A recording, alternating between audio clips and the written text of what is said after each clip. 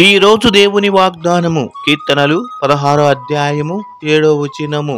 నాకు ఆలోచనకర్త అయిన యెహోవాను స్తుతించెదను. ఆలకిస్తున్నారా? యేసు తాను మాట్లాడవలసినవి, చెయ్యవలసినవి అన్నిటినీ తండ్రి అయిన దేవుడిని అడిగి చేసేవాడు.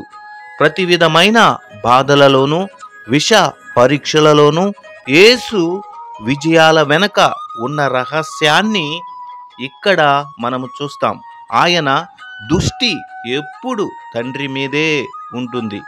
తనకు అవసరమైన బలము, సహాయము అందించేందుకు దేవుడు ఎప్పుడు తన కుడివైపునే ఉన్నాడని ఆయనకు తెలుసు. కాబట్టే తన తండ్రి తనకు నిర్ణయించిన విధుల నుండి ఆయన ఎప్పుడు తొలగిపోలేదు.